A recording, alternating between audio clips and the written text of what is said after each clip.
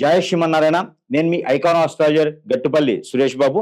శ్రీ భక్తి మార్గం ఛానల్ ప్రేక్షకులందరికీ కూడా జయ శ్రీమన్నారాయణ. అయితే మనకి ఈరోజు ఉన్నటువంటి గ్రహాల యొక్క స్థితిగతులు, ఈ గ్రహాలు అతిపెద్ద గ్రహాలైనటువంటివి గురువు కావచ్చు, శని కావచ్చు, రాహుకేతులు కావచ్చు. ఎప్పుడో 16 మాసాలకు ఒకసారి మారుతూ ఉంటారు. అలానే చిన్న చిన్న గ్రహాలు ఉంటాయి. అది బుధుడు, శుక్రుడు, అలానే రవి, ఇవన్నీ కూడా మాసానికి ఒకసారి, 40 రోజులకు ఒకసారి మారుతూ ఉంటారు. మండలం అంటారు. అలానే చంద్రుడు 3 రోజులకు ఒకసారి మారుతుంటాడు. అయితే ఇది అతిపెద్ద గ్రహం అయినటువంటిది బుధ గ్రహం. అలానే ఈ బుధ గ్రహం 40 రోజులకు ఒకసారి మారినా ఈ గురు గ్రహం ఉంటుంది. ఈ గురు గ్రహం కూడా చాలా అతిపెద్ద గ్రహం అన్నమాట. ఈ గురు గ్రహం మారిన ప్రతిసారి కూడా మనకి పుష్కరాలు, నదులకి పుష్కరాలు కూడా ఆరంభమవుతూ ఉంటాయి.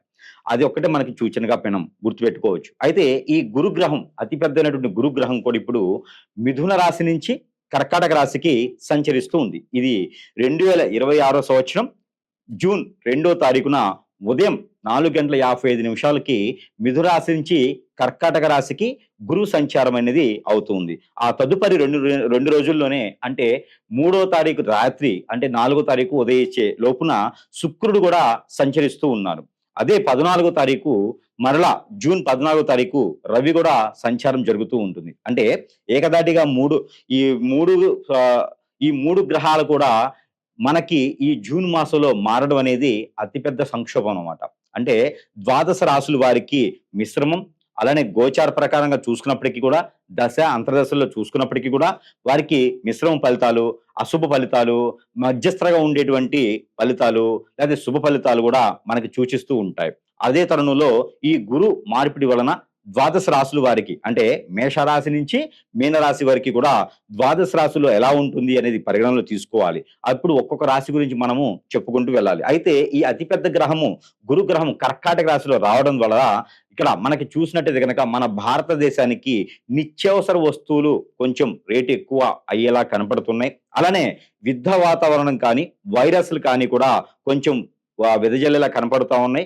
ఎవరైనా ఎక్కడైనా సరే ఈ నదుల స్నానానికి వెళ్ళేటప్పుడు కనుక ఖచ్చితంగా ప్రికాషన్స్ తీసుకొని వెళ్ళవలసిందిగా మనవి.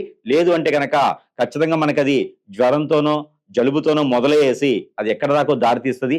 అనారోగ్యంగా ఉన్నవారు, ఇమ్యూనిటీ పవర్స్ లేని వారు, పెద్దవారు, ముసలివారు, ఆరోగ్యం సహకరించని వారు ఇలాంటి నదుల స్నానానికి, ఇలా జనారణ్యంలో వెళ్ళకపోవటమే చాలా ఉత్తమం. ఊరిలో కాదు, మన ఇంటి పైనోళ్ళు, కిందోళ్ళు, పక్కనోళ్ళు, వెనకోళ్ళు, ముందోళ్ళు వెళ్తూ ఉంటారు. వాళ్ళు వెళ్ళినప్పుడైనా సరే అక్కడి నుంచి నీళ్లు తీసుకొచ్చి ఇంట్లో స్నానం చేసినా కూడా మనకి పుణ్య ఫలితం అనేది ఉంటుంది.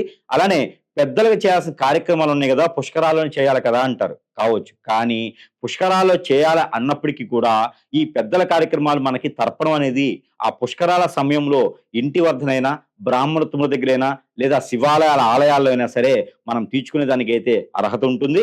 ఆ ఒక అవకాశం కూడా ఉంటుంది.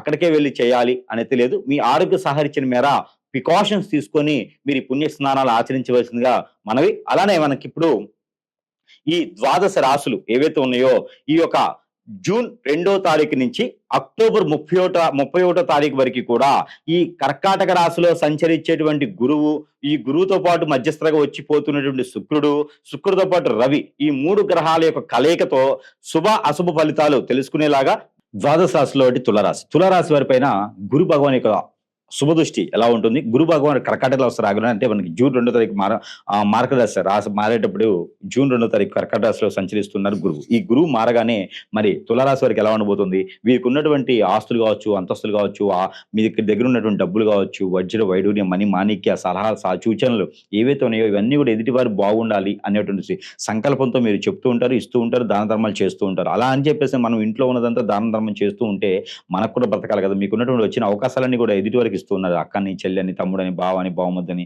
లేదా ఫ్రెండ్స్ అని చెప్పేసి వచ్చే అవకాశం ప్రతి ఒక్కటి వారికి ఇస్తూ ఉన్నారు. మరి మీరు బ్రతకాలి కదా. మీరు ఇంకోటి దానం చేయాలంటే మరి మీరు కూడా ప్రశాంతంగా, మీరు కూడా సుఖంగా ఉంటేనే ఎదుటివారి దానం చేయగలుగుతారు. మరి మీకు వచ్చినటువంటి అవకాశాలను ఎదుటివారికి ఇచ్చారు కాబట్టి తులారాశి వారికి ఒక మంచి అవకాశం వస్తుంది. ఎక్కడ వస్తుంది అవకాశం అంటే 10వ స్థానంలో ఉన్నటువంటి గురువు కర్కాటక రాశిలో సంచరించగానే మీకు అనేక రకాల అవకాశాలు తీసుకొస్తుంటారు. డాక్టర్గా కావచ్చు, లాయర్గా కావచ్చు, లేకపోతే పోలీసులుగా కావచ్చు, గ్రూప్ 1, గ్రూప్ 2, గ్రూప్ 3, గ్రూప్ 4 ఎగ్జామ్స్లో కావచ్చు, వైట్ కాలర్ జాబ్ కావచ్చు. మీరు ఏదనుకుంటే అది అయ్యేలాగా ప్రయత్నం అయితే చేసుకుంటే ఖచ్చితంగా మీకు వనరులు మీ చెందకి చేరేలా ఉన్నాయి. కాబట్టి గురుబలం మీకు ఎలా చూపిస్తుంది అంటే గవర్నమెంట్, సెంట్రల్ గవర్నమెంట్ జాబ్స్ వచ్చేలాగా, ఇంట్లో ఏదైనా పే పేజీలు పడినా జాబ్ కోసం వెతికాడినా కూడా మీకెళ్ళే అవుతుంది. అలానే వజ్ర వైడూర్యం మణి మాణిక్యాలు ఇంటి ఏదైనా ఆస్తులు గాని, తగాదాలు గాని, గొడవలు గాని ఉంటే గనక అవన్నీ కూడా మీకే ఇచ్చేలా కనిపిస్తున్నారు కాబట్టి ఎక్కువ తొందరపాటు నిర్ణయాలు చేసుకోకండి. ఇప్పటివరకు పెళ్లి కాని వారికి కూడా ఉంటే ఆరికి గురుబలం అనేది కనిపిస్తోంది కాబట్టి గురుబలంతో పాటు శుక్రుడు ఉన్నాడు కాబట్టి శుక్రబలం కూడా ఉంటుంది. కలత్ర దోషం పెళ్లి కాదు అనుకునే వాళ్ళు ఎవరైనా ఉన్నారా? వారికి ఖచ్చితంగా పెళ్లవుతుంది. ప్రయత్నపూర్వకంగా చేయాలి. ఎక్కడైనా సరే మీకు అవకాశం ఒకసారే వస్తుంది. ఈ సంవత్సరం మీకు ఈ గురువు కర్కాటక రాశిలో రావడంతో 2, 3 అవకాశాలొస్తాయి. అవన్నీ కూడా మీకు చెంత చేర్చుకోవాలి. చేయి చాచుకోకూడదు. చేతికి అందిపుచ్చుకోవాలి. అందిపుచ్చుకుంటేనే మీకేదైనా ముందుకెళ్ళేదానికి అవకాశం ఉంటది. మీ దగ్గర డబ్బుంటే 10 మందికి సహాయం చేయొచ్చు. అప్పు తీసుకొచ్చి సహాయం చేయలేరు కదా! కాబట్టి మీరందరూ కూడా వచ్చిన అవకాశాన్ని సద్వినియోగం చేసుకుంటూ ముందుకెళ్ళిపోవాలి. అలానే విదేశయానం ప్రయత్నం చేసే విధంగా జూన్ మాసంలో ప్రయత్నం చేయండి. ఖచ్చితంగా విదేశానికి వెళ్ళేలాగైతే కనపడతా ఉంది. అలానే విదేశాల్లో జాబ్ చేసుకోవడానికి కూడా జూన్ మాసంలో ప్రయత్నం చేయండి. ఖచ్చితంగా కనబడుతుంది. ఇక జూలై మాసంలో మీకైతే గనక ఏదైనా వ్యాపార సంస్థ నెలకొల్పేదానికి మీకు అద్భుతంగా కనిపిస్తుంది కాబట్టి ఆర్కిటెక్చర్ గానో, ఇనుము, ఇటుక, ఇసుక రంగాల్లోనో కానిచ్చేయండి, పూజా సామాగ్రి షాపులో కావచ్చు, fruits and vegetables, super markets లాంటి వాటిలో గోల్డ్, సిల్వర్ లాంటి వ్యాపారాల్లో మీకు అద్భుతంగా ఉంటుంది కాబట్టి అలాంటి వాటిలో అడుగు వేయండి. పార్ట్నర్‌షిప్ వ్యాపారాలు చేయకండి. లవ్ అనేది మీకు సక్సెస్ లేదు. ఇక 36, 37 సంవత్సరాలు వచ్చినంటే గనక లవ్ అయినా, ఎరైనా ఒకటిలా ఉంటుంది కాబట్టి ఏదైనా ప్రయత్నం చేస్తే పెళ్లయ్యేటువంటి యోచన కనిపిస్తా ఉంది. ఖచ్చితంగా జూన్, జూలై మాసాల్లో మీకు పెళ్లి కూడా అవుతుంది. అప్పుడు మిస్ అయితే గనక మీకు నవంబర్, డిసెంబర్ మాసాలు 2026 సంవత్సరంలో ఖచ్చితంగా మీకు మ్యారేజ్ కనిపిస్తుంది కాబట్టి పెళ్లి అయ్యేటువంటి యోచనకి మీరు ప్రయత్నం చేయండి. అలానే ఒక్కసారి కూడా పెళ్లి కాని వారు మాత్రమే ప్రయత్నం చేయండి. పెళ్లి అయిన వారు భార్యాభర్తలు దూరం అవుతున్నారంటే గనక దగ్గరయ్యేందుకు సుబ్రహ్మణ్య స్వామికి గాని, నాగపడికలకు గాని అభిషేకం చేయండి, అర్చన చేయండి, హోమం చేయండి, యజ్ఞం చేయండి. ఏదైనా సరే అక్కడ జపం చేయండి. మంచి పనికొస్తుంది మీకు. రవి జపం చేయండి, శుక్రుడు జపం చేయండి. అలానే రాహుకేతులు జపం చేస్తే మీకు కొంచెం దోషాలనేవి తొలగిపోతే మీకు అనుకున్నటువంటి భార్య దగ్గర అవుతుంది, భర్త దగ్గర అవుతారు, పిల్లల దగ్గర అవుతారు, ఆస్తులు, అంతస్తులు, పదవులు అన్నీ కూడా దగ్గర అవుతాయి మనకి. అలానే రాజకీయ రంగం, సినీ రంగంలో మీకు ఒక మేధరా కనిపిస్తుంది. పదవ స్థానంలో ఉన్న వారు ఏం చేస్తారంటే గనక లాభదాయకం అంటే సినీ రంగంలో ప్రొడ్యూసర్ గాను, అలానే రాజకీయ రంగంలో అయితే గనక మీకు ఒక ప్రెసిడెంట్ గానో, అంటే ఒక వీధికో, ఒక కాలనీకో ప్రెసిడెంట్స్ ఉంటారు. అలాంటి ప్రెసిడెంట్ గాను అయితే మీకు అద్భుతంగా ఉంటుంది. మంచి అవకాశాలు కూడా మీకు లభ్యపడతాయి. డబ్బుల ఆదాయం కూడా మీకు వచ్చేటువంటి కనిపిస్తుంది. మీకు పేరు ప్రఖ్యాతి కూడా బాగానే కనిపిస్తుంది కాబట్టి అలాంటి ప్రయత్నాలు చేసుకోవచ్చు. ఏదైనా స్మాల్ స్కేల్ ఇండస్ట్రీ స్టార్ట్ చేయాలంటే గనక జూలై, ఆగస్టు మాసాల్లో స్టార్ట్ చేయండి. ఈ యొక్క గురుబలం మీ మీద ఎక్కువగా కనిపిస్తుంది కాబట్టి ఆగస్టు మాసాల్లో స్టార్ట్ చేస్తే అది దినదిన అభివృద్ధి ఎలా కనిపిస్తుంది. దీంతో పాటు మీరు ఆరోగ్యం కూడా కొంచెం చూసుకుంటూ ఉండాలి. ఆరోగ్యం మీకు back pain, shoulder pain, muscles pain, అలానే బ్లడ్‌కి రిలేటెడ్‌గా సమస్యలు, స్టమక్ రిలేటెడ్ సమస్యలు అయితే కనిపిస్తున్నాయి. దీని దగ్గర ప్రికాషన్స్ అయితే మాత్రం ఆగస్ట్ లోపే మీరు తీసుకోండి చాలా మంచిగా ఉంటది. అలానే ఈఎన్‌టీ అంటారు. ఈ కన్ను, ముక్కు, చెవు ఇలాంటి ఏదైనా మీకు సమస్య ఉంటే కూడా దానికి తగ్గట్టు ప్రికాషన్స్ తీసుకుంటూ ఉండాలి. లేకపోతే గనుక దీర్ఘకాలికంగా ఉంటే గనక మీకు పెద్ద జబ్బులా వచ్చేటువంటిది కనిపిస్తుంది. అలానే సెల్స్ బాడీలో చెడు సెల్స్ ఎక్కువగా కనిపిస్తున్నాయి కాబట్టి దీని దగ్గర ప్రికాషన్స్ తీసుకోవాలి. అలానే మీకు బంధుమిత్రుల నుంచి తగాదాలవుతున్నా, గొడవలవుతున్నా, సమస్యలా కనిపిస్తున్నాయి. భార్యాభర్తల నుంచి గొడవలవుతున్నా కూడా వాస్తు ప్రకారం ఇల్లు లేకపోయినా కూడా మీకు ఏదైనా సమస్య వాస్తు ప్రకారం చేయించుకునే దానికి జూలై మాసంలో మీకు అదృష్టం బాగుంటుంది కాబట్టి ఏదైనా ప్రయత్నం చేయొచ్చు. అలానే మీకు ఏ రంగంలో ఉన్నటువంటి తులారాశి వారికి కూడా కొంతమేర శుభదృష్టి మొలగాలి.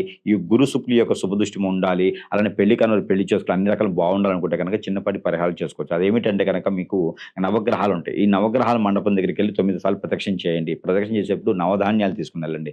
ఈ నవధాన్యాలతో పాటు క్యాషూ నట్, జీడిపప్పు, జొన్నలు, గోధుమలు, ఉలవలు ఇవన్నీ కూడా కలిపేసి ఒక అరకిలో తీసుకోండి. అరకిలో తీసుకుని వెళ్ళి నవగ్రహాల మీద అభిషేకం చేసుకుంటూ ఉండాలి. ఇది మీరు ప్రతి వారం చేస్తే చాలా మంచిది. మీకు అవకాశం కుదిరినప్పుడు ఇలాంటి పరిహారం చేసుకుంటూ ఉండండి. మీకు చాలా అద్భుతంగా ఉంటుంది. ఈ గురువు అక్టోబర్ 37 వరకు కూడా ఇలాంటి పరిహారాలు మీకు చాలా అద్భుతంగా ఉంటాయి. అడుక్కునేవారు పెద్దవారు ఆలయంలో దగ్గర గుడి దగ్గర గుడి మధ్య అడుక్కునేవారు ఉంటారు. పెద్దవారు, ఆడవారు ఉంటారు. వారికి ఒక 3 చీరలు, 3 బ్లౌజ్ పీసులు, 2 రకాల డ్రై ఫ్రూట్స్ కూడా వారికి ఇచ్చినట్టయితే కనుక ఈ గురు భగవానికి శుభదృష్టి మీ మీద ఉండేలా కనిపిస్తూ ఉంది. ఇక మీకు మీరే చేసుకోవాల్సిన పరిహారం ఏంటంటే కనుక జీడి గింజలు 5, గురి గింజలు 5, అలానే మీకు పగడాలు గాని, పచ్చలు గాని తీసుకొని ఒక 5 తీసుకోండి. లేదు అంటే గనక ముత్యాలని ఒక 5 తీసుకోండి. లేదు ఇవన్నీ దొరకట్లేదంటే కర్పూరం బిళ్ళలు ఒక 5 తీసుకొని తల చుట్టూతో 7 టైమ్స్ దిష్టి తీసుకొని ఎక్కడైనా పొదలు గాని, చెట్లలో గాని, పారేడు నీటిలో గాని వేయండి. దీని ద్వారా ఏందంటే మీకు నరదిష్టి, నరఘోషే కాకుండా మీ మీద ఏదైనా చెడు క్రియ జరిగినా కూడా కొంతమేర ఉపశమనం అయితే లభ్యపడుతుంది. ఇంకా ఏదైనా సమస్య ఉందంటే గనక ఖచ్చితంగా మన దగ్గర చాలా రకాల వస్తువులు మంత్రోచ్చారణ చేసి ఉంటాయి కాబట్టి ఎవరికైనా కావాలంటే సంప్రదిస్తూ మీ చెంతకే చేర్చే సదవకాశం మన దగ్గర లభ్యపడుతూ ఉంది. ఇంకా ఏదైనా ఉంటే కూడా ఒకసారి కాంటాక్ట్‌లోకి వచ్చేస్తే